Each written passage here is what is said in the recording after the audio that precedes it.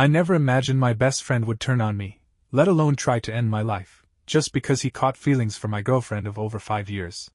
I'm 27, and Mark, 26, has been my closest friend since we were 16. We bonded early over our shared dream of pursuing the same career, and for years, we faced rejection after rejection together. But this past year, things finally started clicking for me. My career began to gain momentum. Mark's didn't. I did everything I could to lift him up, offering advice, encouragement, even passing on opportunities. We were roommates from 20 to 23, and during those years, we shared almost everything: meals, dreams, disappointments. On the channel you will find even more interesting stories. Subscribe and like. But about 6 months ago, Mark's demeanor started to shift. The friendly teasing turned cruel.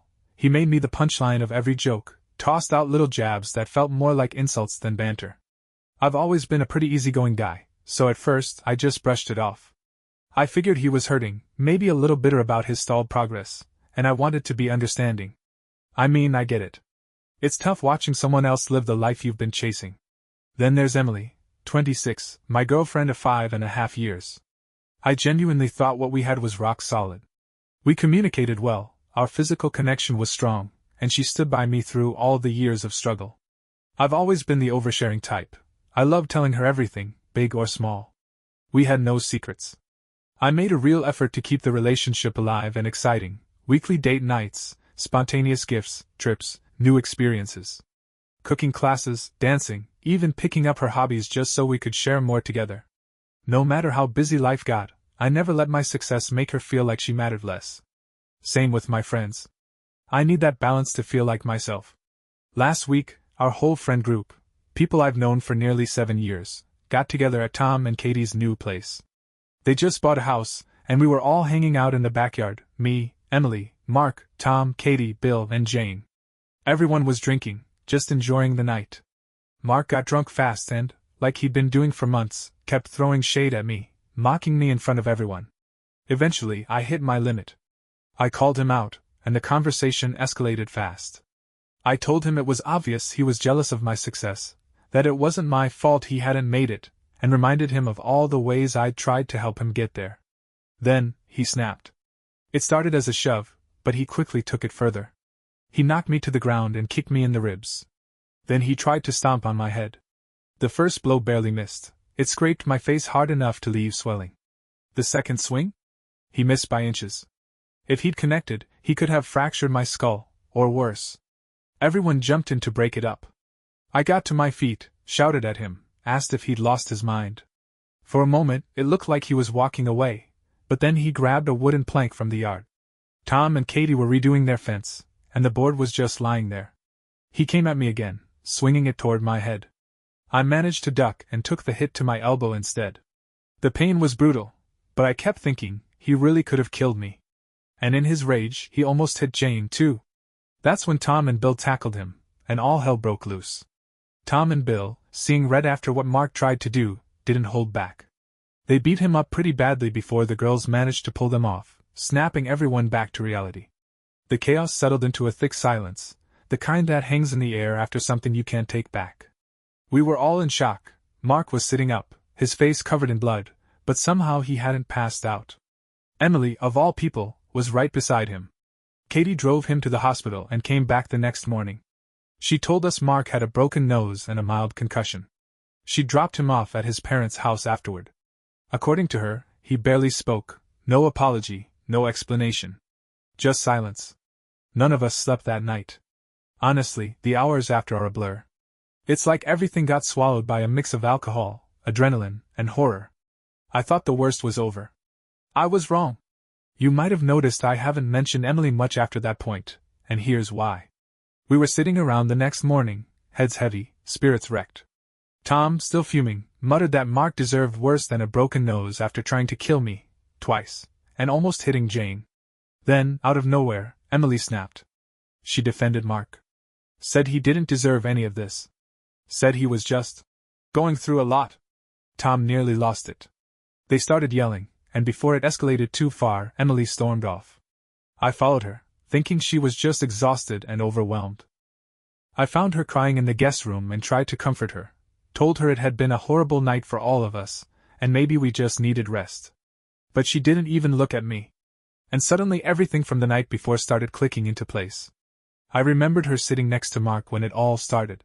When he was yelling at me, she was tugging at his arm, pleading with him to calm down, not checking on me, not even looking my way. Even after he stomped on me, swung a plank at my head, and nearly cracked my skull, her priority was him. When the others were restraining him, she was hysterical, screaming for them to stop. But not once did she ask me if I was okay. So I asked her the only question that was screaming in my head. "Are you cheating on me with Mark?" She broke down. Couldn't even deny it, just cried harder and kept repeating. "I never meant for it to go this far." And right then I knew. I snapped. I yelled. I demanded answers, how she could do this to me, why she would choose him after everything. The others heard the shouting and came in. The guys pulled me out of the room to calm me down, while Jane and Katie drove Emily to her parents' house. Jane stayed with her. She later told me Emily cried the entire ride, completely inconsolable, barely able to speak. When they arrived, her dad had to help carry her up to her bedroom. The only thing she managed to say, over and over again, was, "I ruined everything." Her parents were devastated. Jane and Katie filled them in on what happened, what Mark did, what led up to it, how it all seemed to stem from their affair. No one could believe it. 5 days have passed since then. I'm still a mess, physically and emotionally.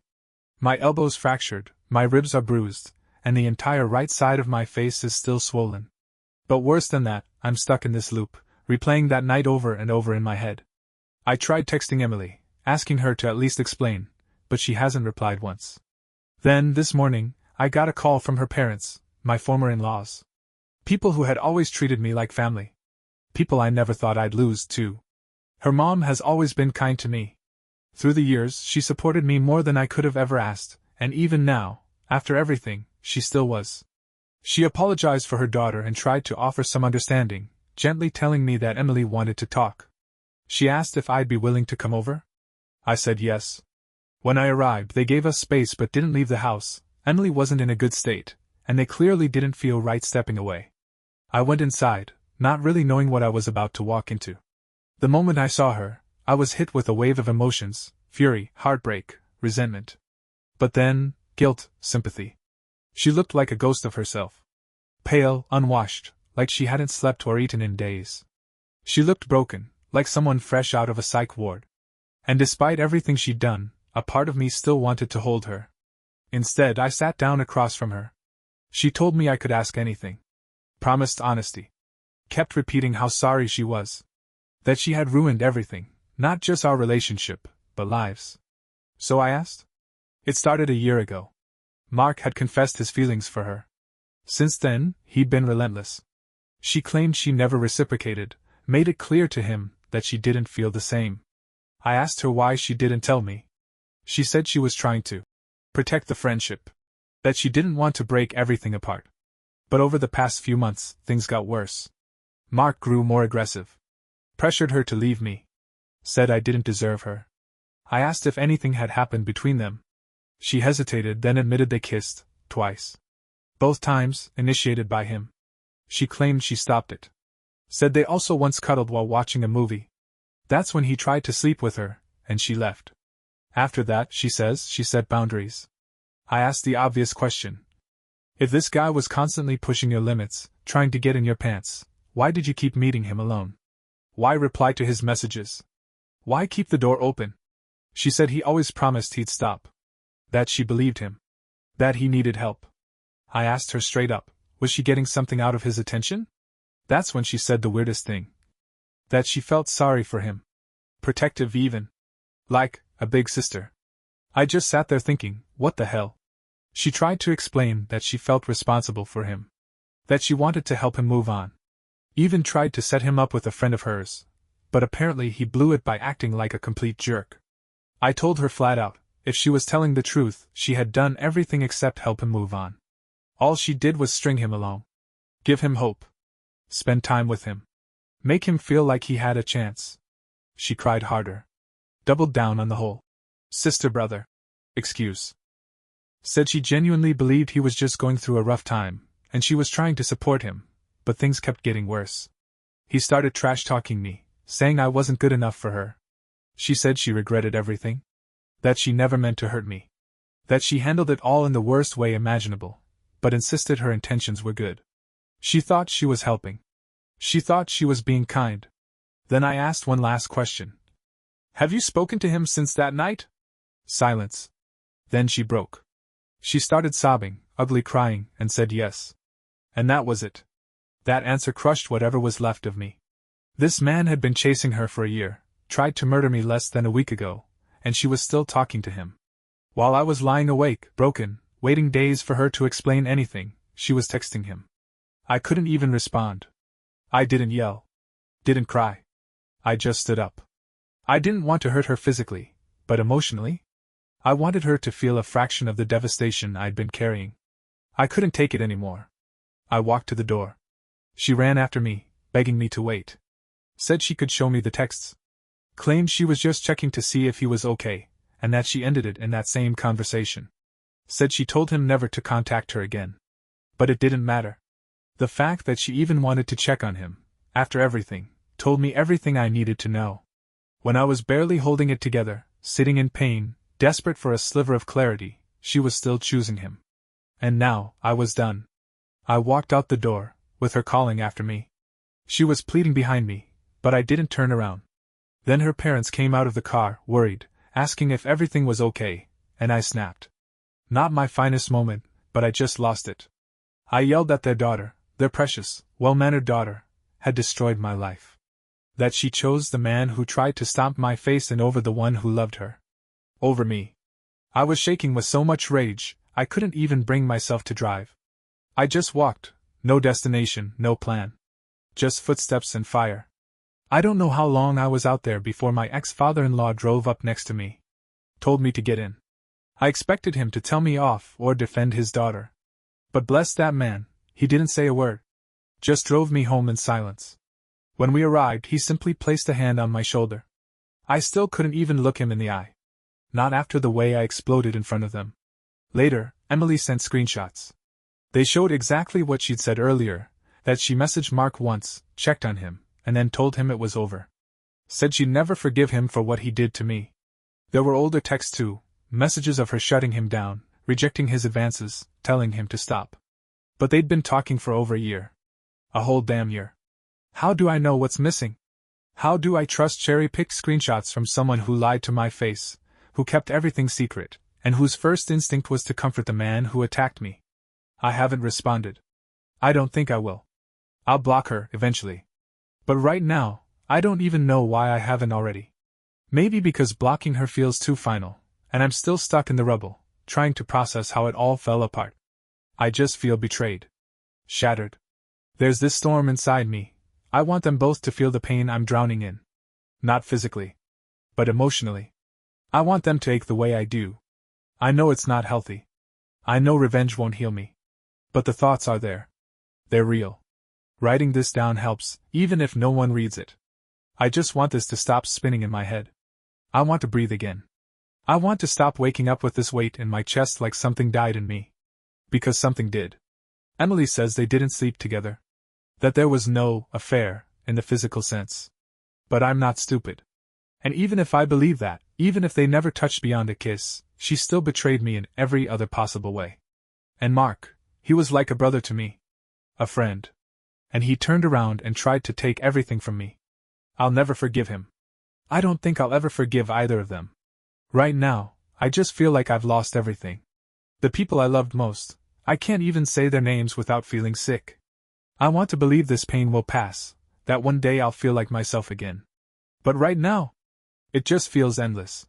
If anyone reading this has ever gone through something like this, betrayal from the people you trusted with your whole heart, what do you even do next? How do you start? How do you stop thinking about them?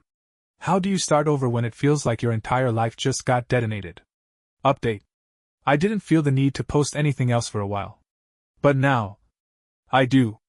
I need advice, or maybe just a little reassurance, because I've hit a new wall. Everyone around me has been telling me to press charges against Mark. I get it. To them, it seems simple. He attacked me. He should face consequences. But things don't work like that where I live. Maybe in the US, where you've got TV lawyers and courtroom drama. But here? I spoke to 2 lawyers. The most likely outcome? He'd be fined, maybe pay some settlement money. He won't go to jail. He might get probation at most, but only if the judge thinks it's warranted. No permanent injuries, no long-term damage. That's what they'll see. Even with friends ready to testify, the case will be judged by visible wounds, not the internal destruction. So now I'm left wondering, is it even worth it? Yeah, sure, I could try to ruin Mark financially. Could probably win the case if I went through with it. But then he could turn around and press charges against Tom and Bill, and honestly, they could end up worse off.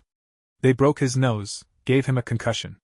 With a decent enough lawyer, he could spin it as lasting damage. It could drag on for months, maybe even years, just legal back and forth, stress, delays, court dates. And I'm so tired. I don't want to fight anymore. I want to move on. And as much as I want justice, I also want peace. His reputation took a hit. He lost friends. Some people are staying neutral, cowards really, but others cut him off. His older brother told me that he and their parents are disappointed in him. They're not cutting him out, but they're not proud. And his younger sister? That one hit hard. She used to joke that I was like the big brother she wished she had instead of Mark. Always said it with a smile, never mean, just affection. She looked up to Emily too, so this whole mess has crushed her. She's not speaking to Mark at all. He sent me a long apology letter. Said he was sorry for the assault. Took some accountability. But he never mentioned Emily. Not once. That felt so calculated. He owned some of the blame, then shoved the rest off on his mental health. I didn't respond. I won't. Now Jane and Katie. A few of you caught on when I mentioned that Jane and Katie told me Mark might have been abusive to Emily. That they seemed like they were holding back. So I decided to play a little dumb. Just acted shocked, like, wow, I can't believe I missed the signs. If you saw them, why didn't anyone say anything? That's when it started unraveling. Turns out, they did know about Mark kissing Emily. Emily told them he kissed her but said she handled it. That's all Jane claimed she knew. But when I pushed a bit harder, Jane got really defensive, like weirdly defensive. Which made me think she definitely knew more and just didn't want to admit it. That had its own ripple effect. Tom got pissed at Jane for keeping it from him. Started wondering what else she might have hidden. His logic, if she could lie by omission once, who's to say she hasn't done it before? It's caused tension between them. I'm not getting involved in their drama, but I did tell Tom not to be mad at her on my behalf. Katie later came over to my place. Wanted to talk. She seemed genuinely sorry. Said she had no clue what was going on, just overheard Emily and Jane talking about the kiss and got a weird vibe. When she asked Jane, she brushed it off, said Emily had dealt with it, so Katie assumed I knew. She seemed honest. Apologetic. Not like Jane, who felt more like she was covering her own tracks than actually being remorseful. I don't hate Jane. But I'm disappointed. And honestly? That's worse. I've just kind of gone low contact. Barely text. Haven't seen her in weeks. Which has affected things with Tom, yeah? I've been spending time with other people lately instead. Not cutting anyone off completely, just doing what feels better for me. Now, Emily. A lot of you said to go no contact? And I get that. I really do. But I also know myself. If I hadn't confronted her, hadn't said my piece, it would have eaten me alive. One guy messaged me saying he was raised to face his problems head on, and that stuck with me. It felt right. Instead of going straight no contact, I decided to see her one last time. That was always the plan after confronting her, and I still needed to apologize to her parents, and pick up my car. It was still at their place. So, 4 days after the blow-up, I called them. Asked if I could come by, say sorry, and also talk to Emily one more time. They sounded relieved. Honestly, part of me thinks they believed I was coming to forgive her, like I was ready to move on. Maybe they were hoping. I got there, and we sat down. I apologized for yelling that day. They said they were hurt and shocked by what I'd said, but they understood. Knew I was overwhelmed, going through a storm of emotions. We hugged. Then they stepped outside again, giving us space. Emily was already in the living room when I walked in. She looked like a ghost. Face completely crumpled with sadness. She came toward me and asked if she could hug me. I told her no. I asked her to sit down. Told her to walk me through everything again. I also asked, straight up, if Mark had been abusive, because of what Jane and Katie had said. She told me the same story as last time, but she added a few things. She said she hadn't really realized it at the time, but now she could see it more clearly. That she felt like it was her mess to clean up. That she didn't come to me with it because she felt trapped, because Mark was threatening to tell me everything himself. Said he'd spin it, say they were in love, that she was cheating on me. And that if she didn't keep talking to him, he'd make me believe his version. She was scared I'd take his side. That I'd lose trust in her and cut her off. So instead of just being honest, she kept trying to fix it on her own, and ended up making it so much worse. I asked if he was ever physically abusive. She paused for a moment and said, "Not really." But then admitted that he did hurt her twice, not badly, but enough. One time was at an event we all went to together. He pulled her aside, started asking her again if she loved him. She told him no, told him to stop, and tried to leave. But he grabbed her wrist, hard, and dragged her back toward him. I remember that night. I remember Emily went quiet halfway through, just sort of zoned out. When I asked, she said she was tired. The second time was when they were alone. He grabbed her upper arm and squeezed so hard she said it left bruises. I don't remember seeing anything. No bruises. No clues. Maybe she hid them. Or maybe I didn't look hard enough. I asked her again, was she sure it never turned sexual? Because his intentions were so clear, and I couldn't understand why she kept putting herself in that situation. She just shook her head and said she didn't know, that she was being stupid. But she swore they never had sex.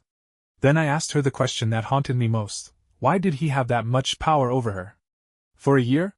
Why couldn't she tell me? Why did she think I'd believe him over her? She said she didn't know. That it was one mistake after another. That she didn't know how to fix it without breaking everything. And then I brought up what hurt the most. I asked why, after Mark tried to kill me, why she ignored me but still texted him.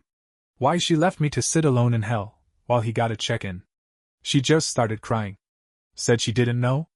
That she thought our relationship was stronger than that. That we'd bounce back. That she was worried what Mark would do. And man, that's what broke me again. Because if that's where her mind went first, protecting him instead of standing by me, then maybe I never really mattered the way I thought I did. She kept saying she didn't choose him. But I held my ground. Because that's what it felt like. She might not have said it out loud, but every action screamed it. She worried about him, not me. And that said everything. I told her, calmly but clearly, that the trust was gone. That we were over. And that from now on, I was going no contact. For real. Then she asked me something I wasn't expecting. She asked if, sometime in the future, we could still be in each other's lives. I told her no.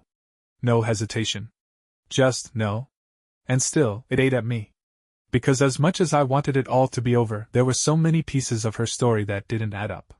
So many doubts I couldn't shake. And that was gnawing at me like something rotten under the surface. So I reached out to Sarah, Emily's best friend. She's 27, and I just told her the truth. That I was wrecked. That it felt like no one around me was being fully honest. And I begged her to tell me what she really knew. To my surprise, she actually responded. Turns out she knew a lot, but even she was kept in the dark about some of it. She said Emily deliberately kept her out of certain parts, especially toward the end. But she did know about Mark. She told Emily to stop talking to him, and to come clean with me. She also knew about the kiss, and said that Emily was the one who ended it before it could go any further. What Sarah told me next really threw me off. She said that, at the start, Emily felt validated by it all. That she used to really like the dynamic in our relationship when I needed her, when my career was struggling and I was dealing with rejection after rejection. She said Emily liked being the support system, the one who picked me up, hugged me, cuddled me through it all, helped me believe in myself. And when things in my life finally started to fall into place, when my career took off, Emily felt like that role disappeared. That she didn't feel needed in the same way. Then Mark came along. And he was where I used to be. Struggling, broken, in need. And she stepped into that same role again. Got that feeling back, that validation. I was stunned. Just completely blindsided by it. Sarah said she had been too, when Emily told her. I asked if it was also about the attraction. If Emily felt seen or wanted by Mark in a way that made her feel desirable. Sarah said Emily never said that directly, but as a woman and someone who's known her for 20 years, she suspects it was part of it. Then I asked the thing I'd been avoiding, The question I'd been scared to face: was I delusional? Had I not been a good boyfriend? Had I driven her toward Mark? Sarah said not really. That Emily always sounded genuinely in love with me. That she'd go on and on about how happy she was, how I made her feel seen and special. She even admitted to being a little jealous sometimes. But she said, Emily did mention a few times that I could be overbearing, clingy. That I'd sometimes shut down and get selfish. But nothing major, nothing that ever sounded cruel or toxic. Still, hearing all that just made everything worse. Like the ache behind the betrayal grew tenfold. Since then, Sarah's been texting me a lot. At first it was just check-ins, asking how my day was. Then it turned into memes. Then memes that were kinda flirty. Kinda sexual. But I have zero interest in anything with her. None.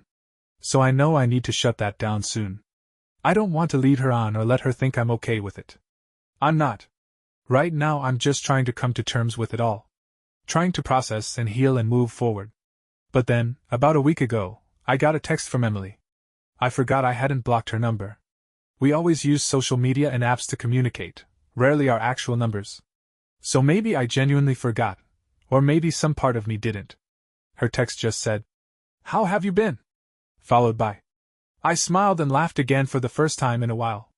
The first time this all happened was because of a photo of me on her TV. She seemed so proud, mentioning how excited she was to see my career grow. I work in entertainment, and my career took off early last year with a behind-the-scenes job, eventually leading to me getting in front of the camera. While I'm not famous and the show's small, it's gaining an audience. I made the mistake of replying to her messages, and we ended up chatting for 2 days. We didn't talk about our past, but instead focused on political issues in the country. I tried to keep my distance, only responding when I felt like it or when I had time. Then she asked if I could find it in my heart to let her back into my life, even in a small way. I told her I needed more time, but that it was unlikely, and that for my mental health, I couldn't continue this. I said goodbye and blocked her again, thinking that would be the end of it. But then, last Friday at midnight, I heard a knock on my door. It was Emily, soaked from the rain, standing there like something out of a movie. I asked what she was doing here, and she explained that she had been out drinking, got cold feet after leaving the taxi, and couldn't wait any longer for another one. So I let her in, gave her some old clothes of mine to change into, and a bag for her wet clothes. Her story was that her girlfriend had pressured her into going out for a girls' night, even though she wasn't ready. While they were out, she had her favorite cocktail, the one we used to drink when we were together. We always used to message each other funny things, inside jokes, or pictures of our drinks. We were that couple, constantly texting even when apart. She instinctively reached for her phone to send me a picture, but then remembered she could never do that again, and it made her feel sad.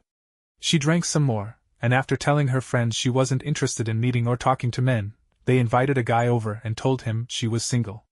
He started flirting with her, and her friends kept leaving them alone together, which annoyed her. She also told me the guy was boring, unattractive, and just didn't interest her. Emily's personality seemed so different that night. Normally, when tipsy or drunk, she's bubbly and giggly, but tonight she was cold, distant, and avoided looking me in the eye. It was like she was a completely different person, and it made me uncomfortable. Her tone was almost monotone, and she looked at me with regret and sorrow, a look I hadn't seen before. It felt strange, and I didn't know how to react. After a while, she just sat there quietly. I tried ordering a taxi for her, but it was taking too long, so I decided to drive her home myself. I didn't think it was a good idea for her to stay over, and I suspected that's not what she really wanted either. I suspected she had an agenda, but I didn't call her bluff. She gathered her things and quietly headed to my car without saying a word or protesting. The atmosphere in the car was still uncomfortable. She asked if she could choose the music, and I agreed. Then she asked if she could hold my hand for one last time. Stupidly, I said yes, but she just sat there, staring out the window, never once glancing at me. Her cold, distant attitude left me speechless, and I found myself unable to think clearly. In a lame attempt to break the silence, I joked about driving her back to her friends, but she just shrugged and said she was done with men forever. She said they always manipulated her trust, emotions, and goodwill, putting her in difficult situations. I wasn't sure if she meant me, Mark, or both. I asked why she felt that way, and she just shrugged again, saying she was serious. She also mentioned that Mark had sent her a letter asking her to move with him to another country, but she threw it away. After that, we drove in silence. As we neared her parents' house, I felt her squeeze my hand, like she didn't want to let go. When I stopped the car, she didn't say anything. She simply got out and went inside without looking at me. When I returned home, I found her underwear in my bathroom, placed next to the laundry basket where clothes often fall. Common sense told me she had left them there on purpose, knowing they sometimes end up in that spot. Another thing for me to overthink and question. Now I had her underwear, and she had my clothes, another excuse for us to see each other again. I couldn't help but feel confused and worried for Emily. She seemed so unlike herself that night, and I even wondered if she was on something. I debated asking Sarah about it, but I didn't want to put her in that position, nor did I want to pull a mark on her. I was naive enough to unblock Emily, hoping she would reach out with an apology for showing up drunk at my place. The old Emily would have done that. But then I noticed she had changed her Instagram completely. She removed her bio, deleted almost every picture she had, including ones with other people, and most of the pictures with me, except for one of us from a holiday 2 years ago, which we both considered the best time of our lives. I felt like I was making some progress in letting go, but now I can't stop thinking about her. The truth is, I miss her so much. She's truly one of a kind, and I've always felt lucky to have her in my life. As much as I've resented her over the past month, seeing her on Friday and remembering how she cried at her parents' house made me feel guilty. I didn't want to feel good or content about her pain. I used to think she deserved to hurt for what she did to me, for making me suffer. But now I just worry about her. I'm afraid for her. When she squeezed my hand in the car, I felt a flutter in my stomach, like butterflies. It reminded me of the good times we shared. I find myself feeling deeply concerned for her. I don't want Emily to self-destruct or carry guilt with her for the rest of her life. We're only human, and we all make mistakes. I'm inclined to believe that Mark was abusive, and part of me wants to press charges against him to hold him accountable for what he did to her. She's been stuck trapped in fear because of his threats, unable to deal with it all on her own. But then again, I can't forget how she consoled him and not me when things reached their breaking point. I feel like I'm stuck in a loop, constantly going back and forth in my mind. Her visit on Friday felt manipulative though. She showed up soaking wet, left her underwear behind, and acted so strangely. But then, for a brief moment, I only want to focus on having her back in my life as a partner again. My thoughts are all over the place. Should I go no contact and try to stay strong, or should I reach out for an honest conversation and see if we can work things out? Or maybe I should just be the bigger person, meet her, and end things in a way that relieves her of the guilt she's carrying, so she doesn't regret her actions for the rest of her life, even if it means lying or downplaying things just to ease her burden. As you can probably tell, I'm incredibly confused and don't know what to do. I'm hoping someone out there can offer some advice, like last time, to help me figure out the right way forward.